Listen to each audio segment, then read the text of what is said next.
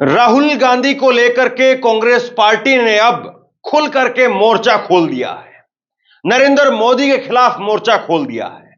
अभी तक तो कांग्रेस पार्टी के निशाने पर कुछ नेता थे, लेकिन अब कांग्रेस पार्टी ने सीधे तौर पर नरेंद्र मोदी को निशाने पर ले लिया है और नरेंद्र मोदी को कटघरे में खड़ा कर दिया है। राहुल गांधी को लेकर के जिस तरीके की बयानबाजी पिछले एक हफ्ते से जारी है और बीजेपी के तमाम नेताओं ने राहुल गांधी को जिस तरीके से आतंकवादी से लेकर के जीभ काटने, जान से मारने, ना जाने किस किस तरीके की धमकियां दी हैं, अब इसको लेकर के कांग्रेस मैदान में कूद गई है। और आज पूरे दिन भर कांग्रेस ने अलग अलग जगह पर पूरे देश में धरना प्रदर्शन किया और उसके साथ साथ कांग्रेस के तमाम कद्दावर नेताओं ने राहुल गांधी के साथ एकजुट होकर के बीजेपी पर हमला बोला और इसमें प्रियंका गांधी ने मोर्चा संभाला।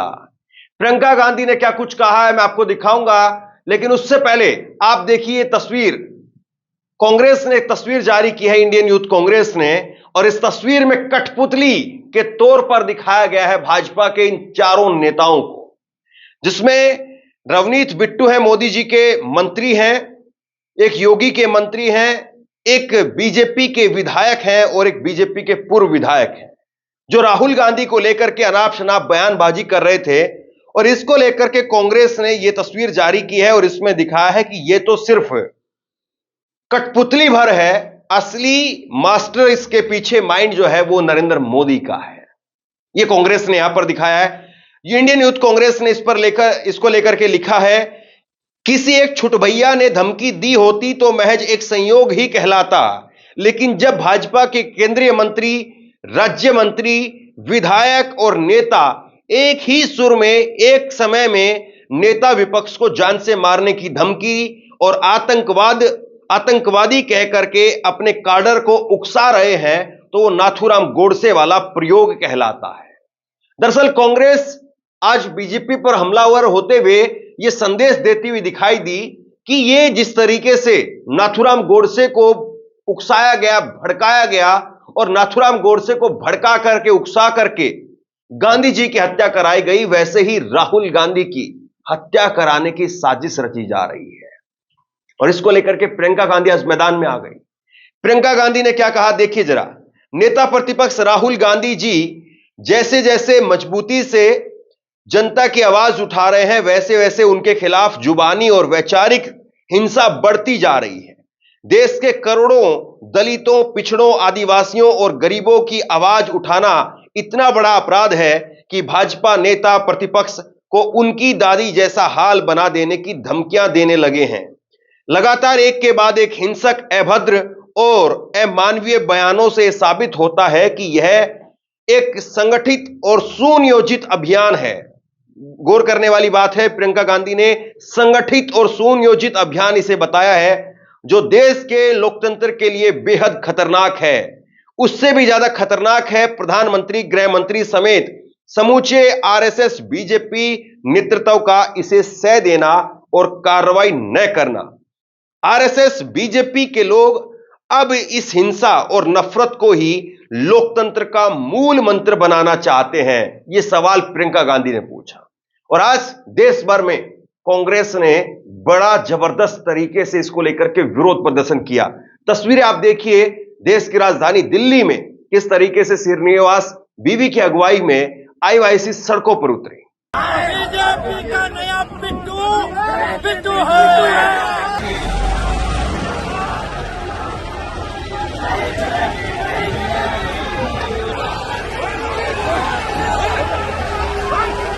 इस देश के लिए बोल रहे हो जो पूर्व प्रधानमंत्री शहीद हुए हैं, उनके बारे में बात करता है। कांग्रेस इसको लेकर के हमलावर है और सीधे तौर पर नरेंद्र मोदी को इसके कटघरे में खड़ा कर रही है। कांग्रेस के तमाम नेताओं की तरफ से आज वीडियो संदेश जारी किए गए और कहा गया कि आप राहुल गांधी को आतंकवादी कह रहे हैं, लेकिन आप देखिए कि किस तरीके से उनकी दादी और उनके पिता को छलनी कर दिया गया था। सुप्रिया सुले क्या कुछ कह रही है, सुनते हैं। कौन है ये लोग जो राहुल गांधी को खुलेआम जान से मारने की धमकी दे रहे हैं?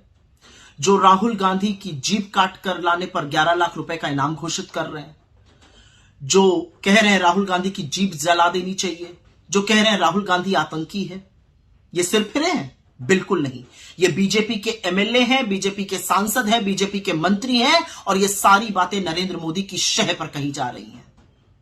क्योंकि अगर ऐसा सच नहीं है तो निकाल फेंकिए इन दरिंदों को अपनी पार्टी से, और अगर आप ऐसा नहीं करते हैं तो माना जाएगा कि आपकी मौन स्वीकृति आपका शह है। असलियत तो यह है कि राहुल गांधी की बढ़ती हुई लोकप्रियता और उनका बेखौफ होकर नरेंद्र मोदी को बेनकाब करना उनको व्यथित करता है, उनको परेशान करता है, और इसलिए राहुल गांधी के खिलाफ हिंसात्मक, इसलिए राहुल गांधी के खिलाफ नफरती बयान दिलवाए जा रहे हैं।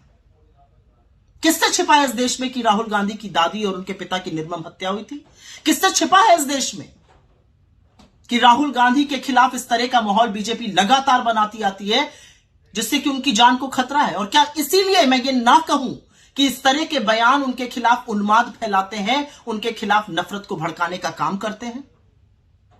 और रवनीत बिट्टू, तुम राहुल गांधी को आतंकी बुलाओगे? उस राहुल गांधी को आतंकी बुलाओगे जिसकी दादी का सीना 32 गोलियों से छलनी इसलिए हुआ क्योंकि उन्होंने आतंकवाद के खिलाफ घुटने नहीं टेके, क्योंकि उन्होंने इस देश की अखंडता और एकजुटता को सबसे ऊपर रखा। तुम उस राहुल गांधी को आतंकी बुलाओगे जिसके पिता के शरीर के चिथड़े उड़ गए क्योंकि वो उस देश को एक रखना चाहते थे। तुम उस राहुल गांधी को आतंकी बुलाओगे जिसके परदादा ने ब्रिटिश हुकूमत में 9.5 साल अपनी जवानी के इस देश के जेलों में काट दिए कि भारत आजाद हो। तुम उस राहुल गांधी को आतंकी बुलाओगे जिस राहुल गांधी ने कन्याकुमारी से कश्मीर इस देश के पैदल नाप दी, और तुम उस भारत जोड़ो यात्रा में शामिल थे जो मणिपुर से मुंबई की यात्रा करता है कि यह देश जुड़ा रहे। तुम उस राहुल गांधी को आतंकी बुलाओगे? तुम राजनीतिक लालच के चलते गोडसे के पुजारियों की गोदी में जाकर बैठे हो, और इसलिए गोडसे के उपासकों से हमें देशभक्ति पर कोई पाठ नहीं चाहिए। लेकिन एक चीज याद रखना, जब तुम पैदा नहीं हुए थे ना, तब इंदिरा गांधी ने पाकिस्तान के 2 टुकड़े कर दिए थे। जब तुम पैदा नहीं हुए थे ना, तब से कांग्रेस उन सब लोगों की मुखालफत करती है जो इस देश के खिलाफ काम करते हैं, जो इस देश के खिलाफ आवाज उठाते हैं। इस देश विरोधी ताकतों को हर बार सबक सिखाने का काम कांग्रेस पार्टी ने किया है, अपनी जान का बलिदान देकर किया है। तो चुपचाप कोने में बैठो और माफी मांगो।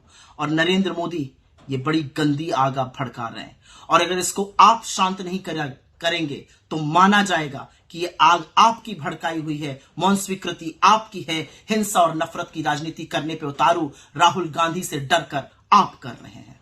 कांग्रेस अब इस मुद्दे पर पूरी तरीके से नरेंद्र मोदी को जिम्मेदार ठहरा रही है और उन्हीं से सवाल कर रही है, और कह रही है कि अगर नरेंद्र मोदी इस पर चुप्पी नहीं साधते हैं तो आप ये मान करके चलिए कि ये नरेंद्र मोदी की शय पर हो रहा है।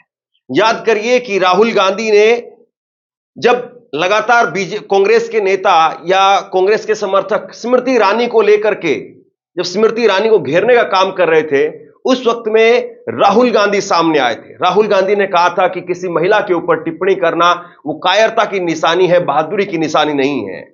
राहुल गांधी ने स्टैंड लिया था अपनी ही पार्टी को लेकर के।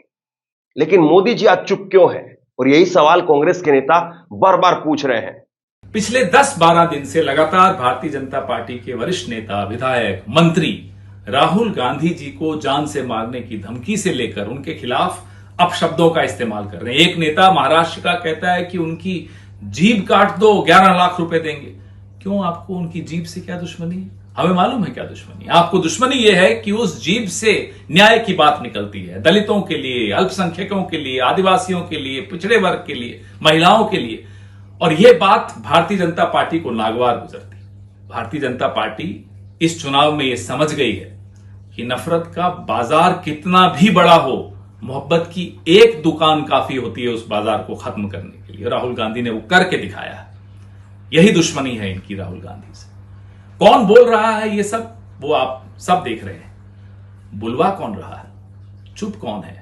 क्यों बुलवा रहा है? क्यों चुप है? ये सवाल पूरे देश के दिमाग में है। भारतीय जनता पार्टी के शीर्ष नेतृत्व एकदम चुप है। क्या वही बुलवा रहे हैं? और क्यों बुलवा रहे हैं? ताकि एक ऐसा माहौल बने जहां हिंसा की कोई ऐसी वारदात को ये लोग अंजाम दे सके। ये साजिश हो रही है। इस साजिश में कौन कौन शामिल है? क्या वो भी शामिल है जो बुलवा रहे हैं? क्या वो भी शामिल है जो चुप है? ये देश जवाब मांग रहा है। प्रधानमंत्री जी, अब चुप्पी से काम नहीं चलेगा। पूरा विश्व देख रहा है कि इस देश के नेता प्रतिपक्ष को देश की सत्तारूढ़ पार्टी जान से मारने की धमकी दे रही है और प्रधानमंत्री चुप हैं। किस मुंह से आप विदेशों में जाकर अपने लोकतंत्र की ढींग हाँकते हैं, जरा बताइए। किस मुंह से आप कहते हैं कि आप विश्वगुरु हैं? अपने देश में नेता प्रतिपक्ष को जान से मारने की धमकी आपकी अपनी पार्टी के नेता दे रहे हैं। क्या आपकी शय है इसको? क्या आप उनको कह रहे हैं धमकी देने को? क्या आप ये माहौल बना रहे हैं? जवाब दीजिए, देर मत कीजिए, क्योंकि कोई भी देशवासी ये बर्दाश्त नहीं करेगा कि आप राहुल गांधी के खिलाफ हिंसा का ऐसा एक वातावरण बनाएं जिससे कि कोई सरफिरा कल को कोई गलती कर बैठे।